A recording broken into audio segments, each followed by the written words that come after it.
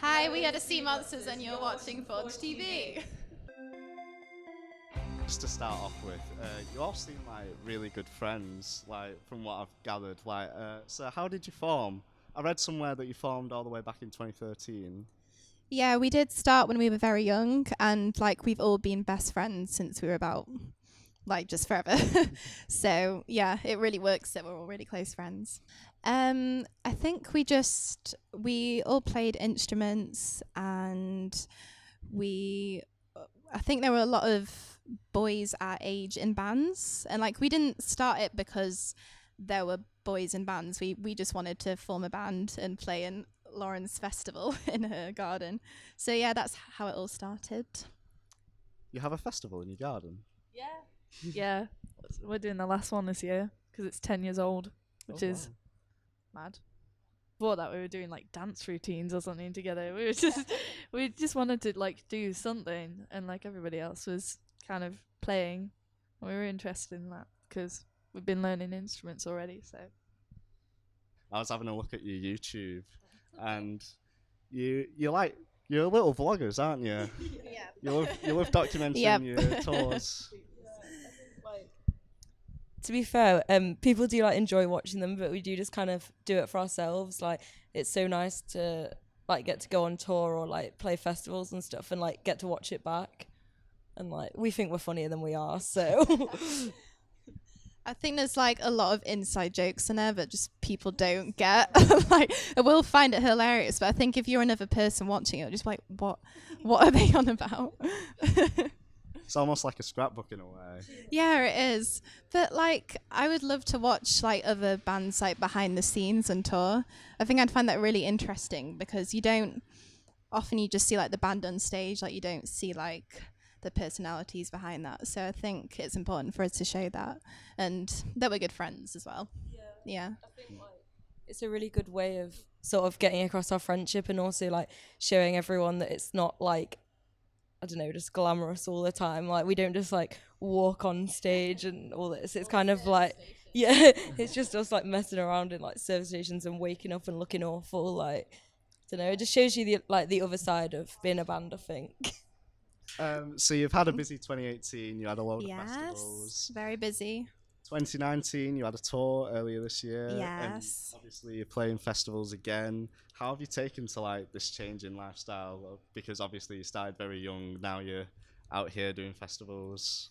We're loving it, and we're still kind of learning and growing as a band, but it's very different to when we first started because it was something that we wanted to do and it was like something fun, but we didn't think it would be something that would like really take off and be a serious thing. So, but yeah, we really enjoy it, and it just kind of works around all of us. Well, most of the time because there's 6 of us, so it can be hard to organize things, but I think if it's because it's what we all really want to do, we all make it work. How Yeah. do you manage like all 6 people in the band? Because aren't you still like students, some of you? Yeah, some of us are students. Yeah, like, so 5 of us are like first and second year of uni, and then Naomi's got like a job, and most of us have part-time jobs as well as that. And like, yeah, we try and manage it because we're completely like self-managed and we do everything ourselves. So sometimes we have emails that we don't reply to for like 3 weeks, and then we like go back and we're like, oh no, we've messed this up. Like, it is hard, but we just kind of make it work. Like, if there's a gig we really want to do, we'll cancel everything else like for that. I think we've all missed like a lot of uni, but it's fine.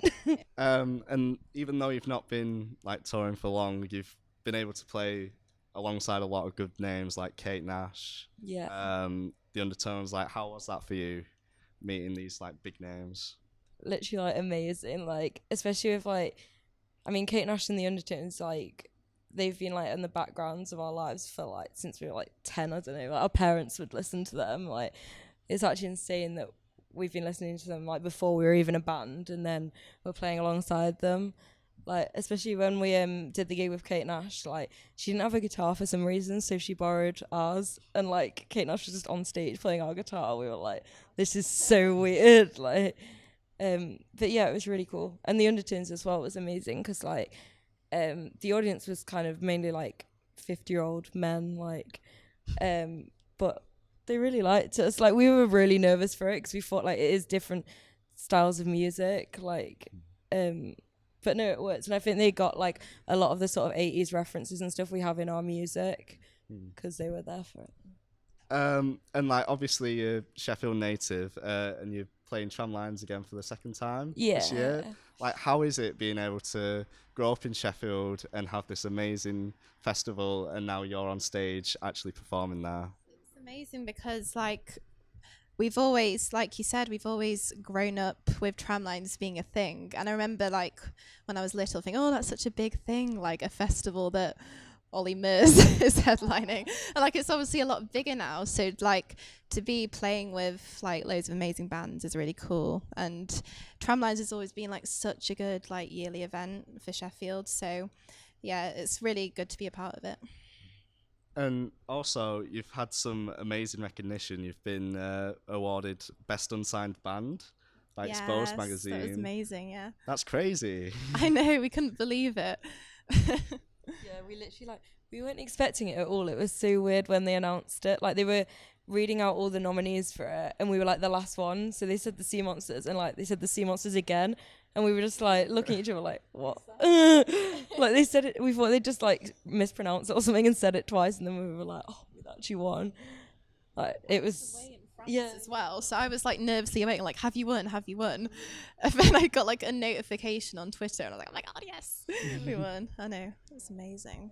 We managed to slightly damage the award, but it's being put back together. Yeah, I think you moved it around a little bit, tiny little bit, to cause that. The award snapped in half, but we're sorting it. Yeah, it's all good. Just get some glue on there, I'm sure. Super glue will do the job.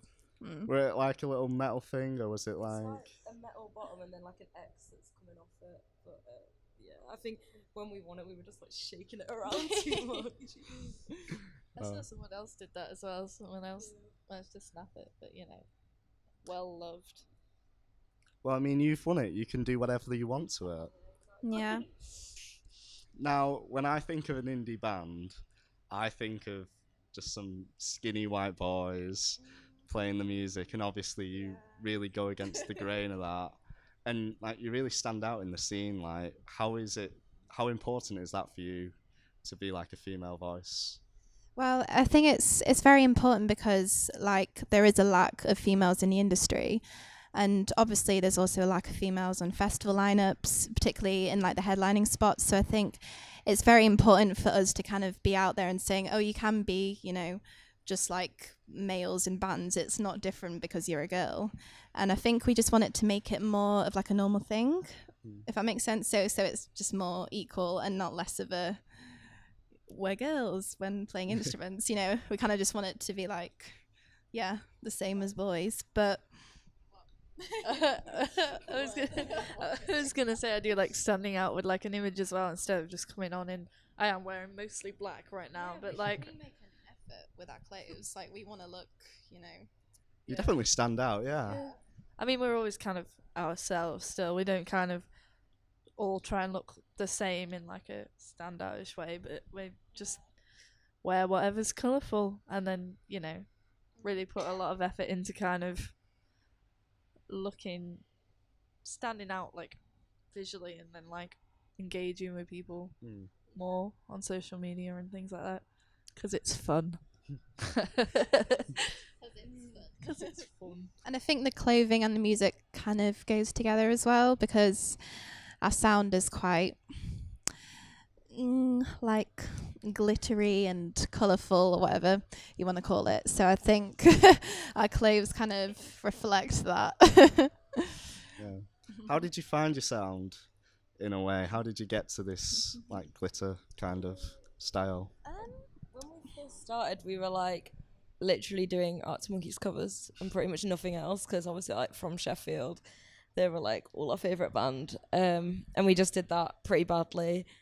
And then we wrote Wonderland. That was like the first song we did, which is kind of just like a really simple like indie rock, not that great song.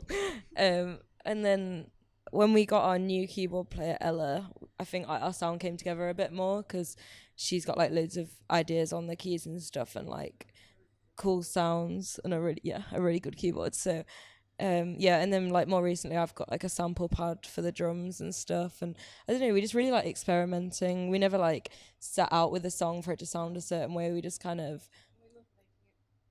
We love making it way too hard for us to work out. We kind of like put it together and then work out how to play it, if that makes sense.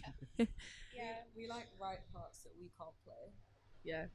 So we'll change like time signatures and keys and tempos, and then just use like weird stops and things, and then figure it out. We're not afraid of like, we don't like to play it safe, as you might say. You know, we're always open to like new ideas, and I think we're always getting new influences all the time. So I'd say our sound is kind of not always changing, but it's just kind of broadening, if that makes sense. Yeah. Yeah. When will we be hearing more new music from you guys? That's a good question. We have lots of new music in the works, and yeah, I'll just say that it's coming soon. That's all. Oh. Yeah. Oh. I mean, if you want new tunes, definitely come and see us live, because we're playing all of those live, and it's just a matter of releasing things at the moment. We're working with different people and finding out. Now, isn't that a brilliant incentive to go to Tramlines? Come see us when and where. When and where? I don't know why I took the mic. Friday. Yeah, I think it's like 4ish, late afternoon. Yeah, be there. Yeah. Be there. Great.